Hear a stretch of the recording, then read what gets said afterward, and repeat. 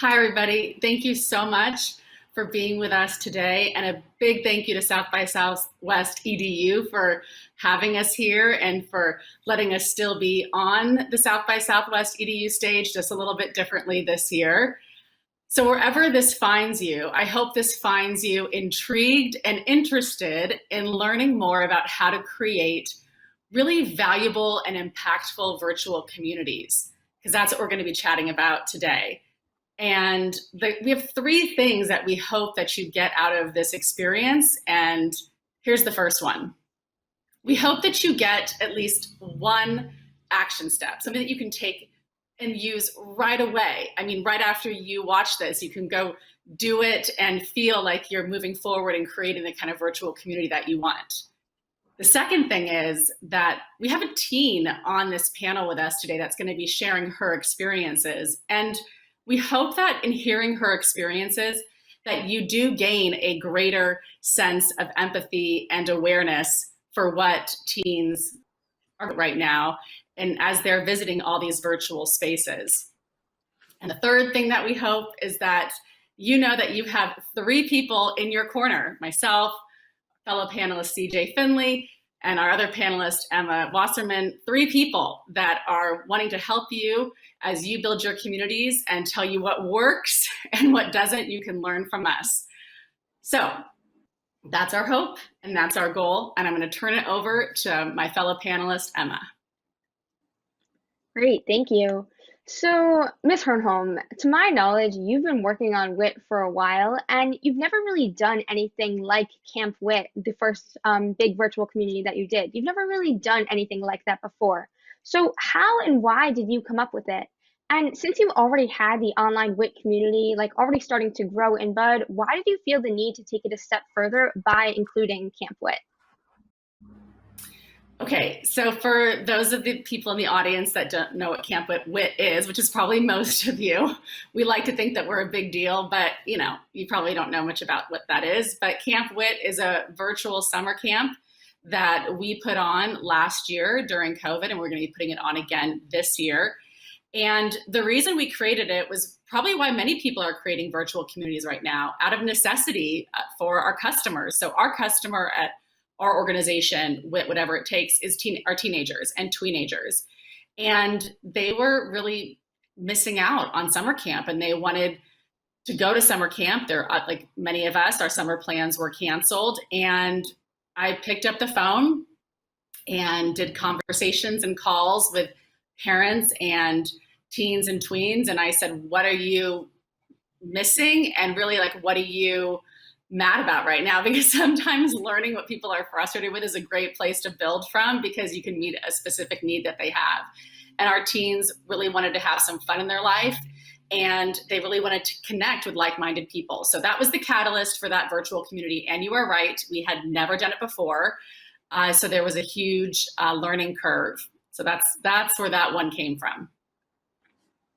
That's great. Do you think that you're going to continue staying with these virtual communities even after it's quote unquote safe to go back in person? I think that, well, I know that we will. And I also think that that's going to be the model for many people out there, and probably many people that are here with us today, watching and being with us in this conversation, that it's all about building this virtual model. So we're still wanting to connect with people in person and give those hugs and high fives and laugh and build together in person. And the silver lining of a virtual community, at least for what I've experienced, is that now we're reaching teens all around the world. So there's no reason why we would stop doing that. We are just going to be working towards a hybrid model. That sounds great. And I know myself, I'm super appreciative of the fact that I am meeting all these amazing teens from all over that I never would have gotten the chance to meet and talk to. It's just so great.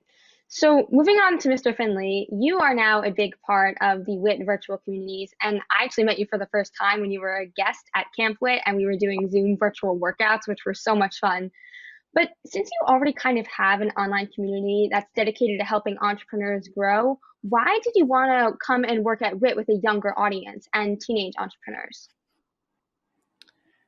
It's an amazing question, Emma, and shout out to you for being on here at South by Southwest EDU and in our group. It's amazing. I'm really, really fired up right now. But the biggest reason that I get involved in anything is if it solves a problem.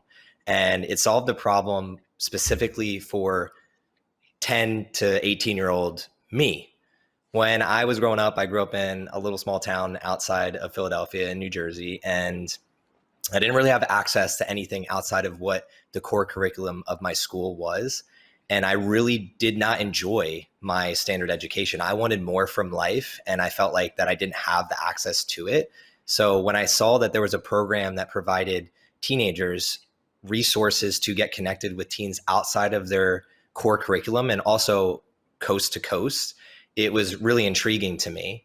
That's really why I get involved in anything is, does it solve a problem for people out there that I can hit home with? And that did for me. So anytime that I'm teaching for WIT, I feel extremely passionate about helping the students get to a level that I wish I could have gotten to earlier in life. The how was a little bit more of a roundabout story. Fortunately, I met Miss Hernholm here in Austin, Texas. She was speaking at Lululemon about WIT principles. It had nothing to do even with the teen entrepreneurship program that she was running, and more so to do with these life principles that you can really live by. And it was something that I attached myself to. And I specifically remember she brought this bookmark that I would put in my books. I love to read. Here in my office, I have a community bookshelf where we do bring a book, take a book. And I left that meeting that night. My life changed. And just like I do with anything else that changes my life, I kind of gravitate towards it, and found her on social media, started seeing what she was up to. And fortunately, she invited me to be a guest speaker at WIT, which at Camp Wit, we have guest speakers during the different hangouts that we have, and also during our programs right now, we have those guest speakers. I was one of those guest speakers. And then even more fortunate for myself, I was able to fulfill one of my dreams to teach when Ms. Hernholm asked if I wanted to facilitate here in Austin, Texas. At the time, though, I didn't know that we would be going into virtual. I took over when it was still in person, and we had to pivot really quickly into this virtual experience. But because I've been on social media and kind of building social media platforms and communities for years now, it was something that I loved her mission. I love the passion that she had. I love the teens, and I wanted to provide my service of helping to build the digital communities to help WIT grow. And it's so cool today to sit here and know that Camp WIT, we're going to be running it again this summer. And I get to sit here and chat with you guys about how we can potentially help other people that are listening right now build their own virtual communities. So great. Do you think that if WIT was an option when you were younger, that you would have been different if you had gone to it when you were like my age? 100%. I was always looking for things to kind of get involved in. And I didn't know I was an entrepreneur. I was shoveling snow and cutting the grass and doing these things. But my dad was kind of entrepreneurial. He's the one that taught me, but I'd never heard the word entrepreneurship when I was in school. Not one time. It was always, if you're good at math or science, go be an engineer, go be a doctor, go be a lawyer. So I went to school for engineering. But innately, I love people. I love connecting. I love community. And entrepreneurship is heavy on all of those things. And if someone would have just told me that when I was younger, I think I would have had, one, a lot more fun, because I would have been hanging around people that were more like-minded like myself. But two, I think I could have had a bigger impact on myself and then therefore others around me. But I think the next thing that we're getting into is Miss Hernholm. It's my turn. I'm going to be asking some questions of Emma, but I wanted to share with our audience that yes, the focus at WIT is teenagers, it's entrepreneurship, it's leadership development, but I believe very strongly that virtual communities can be built around other topics and other things. And it's really about, in my opinion, making the virtual communities super engaging and having aspects to your community that there's no way that somebody would have ever had in person. So how that looks for us in the communities that we have built is that there are a lot more people available to speak and come hang out with your organization because they're at home, and also because it's really convenient to just log in and be a guest speaker. So we've been able to get a variety of celebrities and CEOs and entrepreneurs to come engage with our virtual community because it's an easier access point. So to those of you out there building your communities, that's a fun thing to think about. It's like, okay, well, now that it's easier to be part of this community, you don't have to fly in or stay in a hotel, et cetera. Who could we ask? Who could we engage? And I have been pleasantly surprised at how many people say yes because of how easy it is. Okay, now I want to engage with the teen perspective because I think that's really valuable to all of you, because here we are at this education conference. So many of you are building education virtual communities, and your customer is most likely a teenager. So I want to ask Emma, can you chat a little bit about, let's go with what you look for in a virtual community, because you've joined ours and you've stayed in ours for a while now. I know you're part of other organizations that have a virtual community presence. What is it that you look for, and why do you say yes to some of them? Well, for me personally, I think the best part about being in these virtual communities is the fact that I have access and the resources to all of these amazing people, both teens and adult entrepreneurs that I've met through WIT and other organizations that I'm in. But just taking advantage of the fact that it is virtual and using that so that we can make these connections and make these friendships and make these relationships is just so important, because I think the fact that it is virtual is both an upside and a downside. And as long as you make the most of the fact that you can meet all of these new people and connect with them in a new way is just so amazing.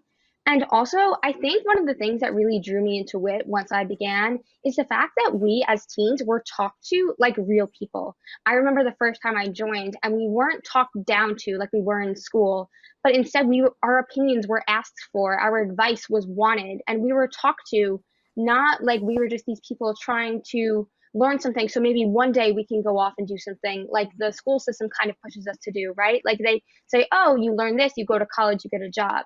At WIT, even though we are looking towards the future and trying to set ourselves up for success, it's also really focused on doing things now, which as a teenager is just so refreshing, because it's not often that we're asked to give our advice and do things in the present while we're really just working towards the future.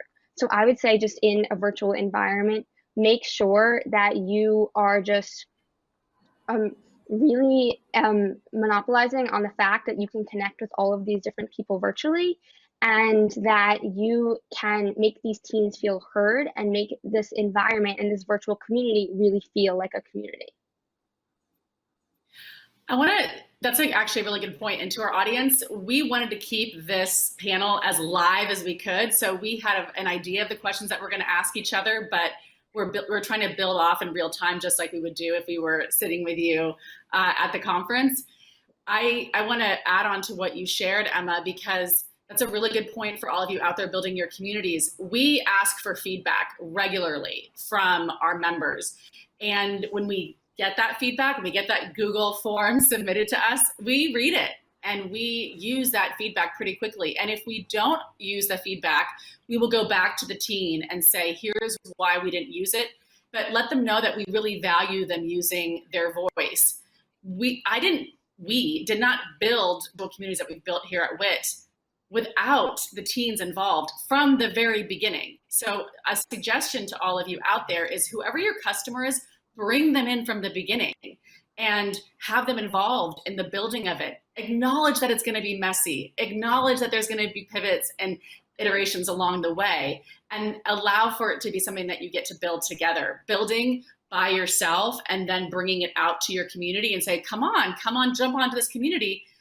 They're not really likely to do that. So sometimes people like to make everything perfect before they bring it out to the world, but we all know that's not possible. So let's just scratch that and go with messy and fun and engage your customer from the beginning. So I wanted to share that with everybody, because Emma, it sounds like that made you feel really good to be part of that conversation from the beginning. Is that what I'm hearing? Definitely, yeah. Being asked for feedback and being asked for advice is almost not something that as a teenager I was really not familiar with. In school, they never ask us for feedback. In all of my other extracurriculars and programs, they tell us what to do, kind of. This was the first time I had really experienced feeling like I was being valued. And I think that is so important. One of the main things that makes me want to keep coming back, because I feel as though I felt like I have a voice here. And that is something that is really appealing. So everybody listening, sometimes feedback isn't always fun to hear, but it's worth it, and they will keep coming back if you listen to it. CJ, I heard you in my ear, so I think you have a couple questions for her too.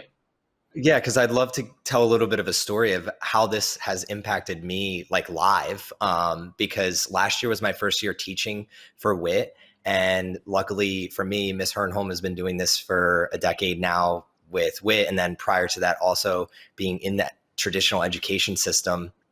When we ended my 6-unit college credit course, the first thing that we did was ask every student, hey, let's book a one-on-one call. And while we were giving them feedback, we asked for feedback from them. And to see their eyes light up to be able to tell us in an honest and transparent way, like how we can make this class better for future students. I've never seen them. I wish we had done that prior. And that's one of the things where now as we're building out more courses, we're adding the surveys and the feedback in earlier on in the class and really making the class malleable to the students that are in it right now. Because every time that we bring new students in, they're from different places, different parts of the world, and they have new ideas. So the way that we get better is if we send them these surveys in live time 2 weeks into the class of a 12-week course, we can change the course in live time and not be so structured in how, when I was back in school, my teacher, whatever he says went. There was never an opportunity to say, you know what, I think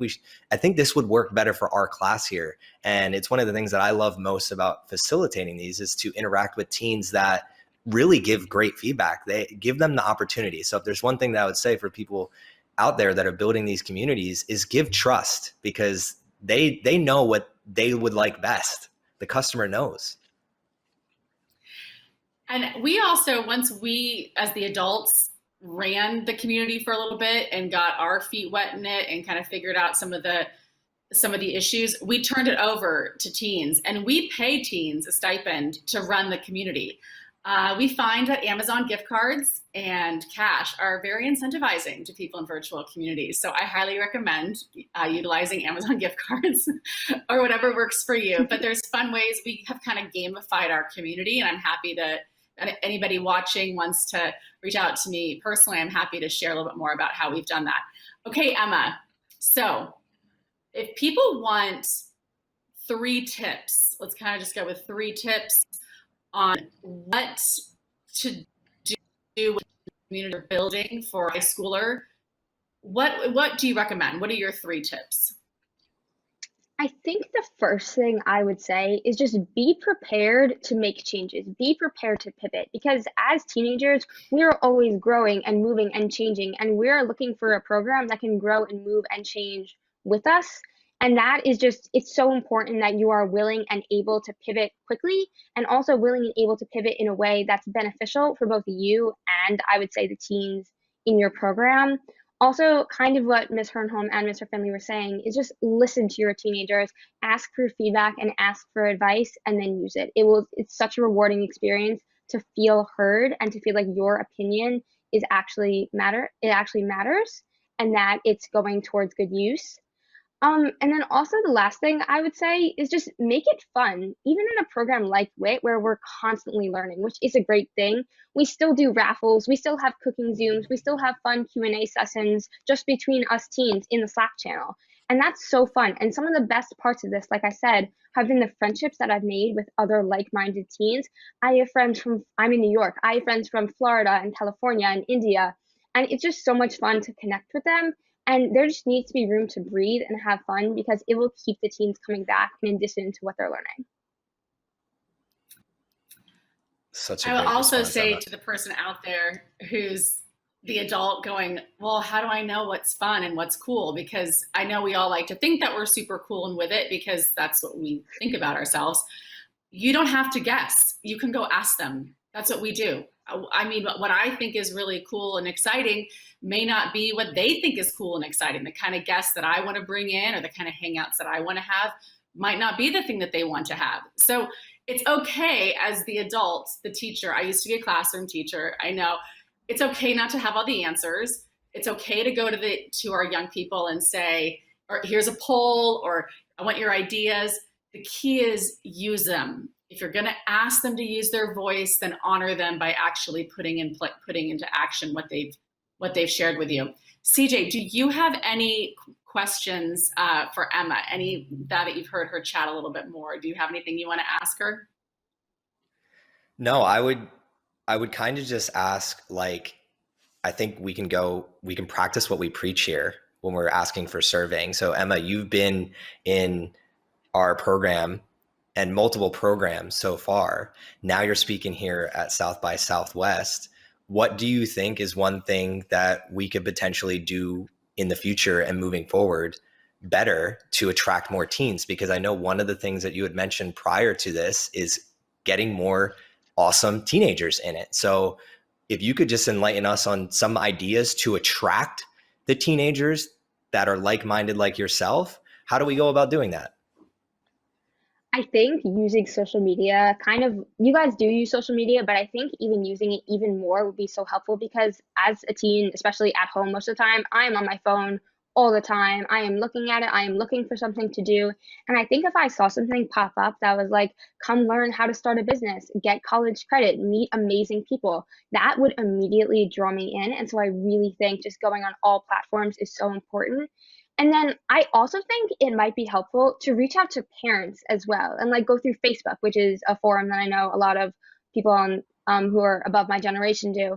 And because I feel like some teens have so much value to add and they would do so amazing in these programs, but they just might need a push. And so if their parents find this and say, oh, why don't you check this out? And then they go and see it for themselves and they join, I think that would be amazing. So I think reaching out to both the parents of the teens and finding a way to connect with the teens themselves could be really helpful. Consider it done. And yes, and again, adults listening, you don't have to go do TikTok. You don't have to do that. We have our teenagers take over our social media. They run a lot of our Instagram stories. Emma's even done a takeover there. Emma does TikTok videos for us. So it can feel really overwhelming when you're starting something, but just remember that you can utilize the people that are in your community, because they want to be part of it. And young people really are looking for leadership roles right now, because it's very different, like going to school virtually from home. There's not as many leadership opportunities. So you can find things to do in your community. CJ, you have a video that you made that kind of shows what we've done over here. You want to tee it up, and then we'll turn it over to South by to show it? Yeah.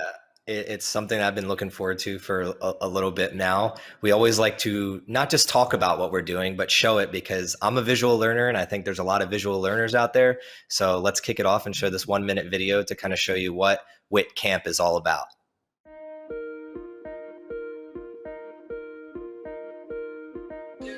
Remember that person that you're doing this for. Remember, you can control your effort. Everyone that has the milk mixture, put your thumb up.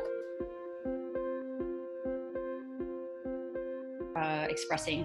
And then if you can get a sketchbook, I want you to sketch on every single page. It's going to be very uncomfortable for those of you that are perfectionists. Every day I call up the boss. Oh wait, that's me. I'm showing up because that's the stuff I can be me. I think my biggest takeaway is to just like work hard and like there's like endless opportunities. So if you just like put yourself out there and like keep working hard, then you can achieve like anything. You probably noticed some themed out experiences there. And that's another way that you can have fun in your community, whatever community you're building. Is we have different themes, and so we dress up in different ways. We all hope that you have gotten what our goal was, which was at least one action step, so you can go off and do something. The second thing is just greater awareness for what teens are going through, greater empathy. And the third thing is you have 3 people here. Reach out to us. We will help you. We will tell you what works, what doesn't work, because you don't have to do this by yourself. We can be part of your community as you build your virtual community. Thank you for coming, and thank you so much, South by Southwest EDU, for having us.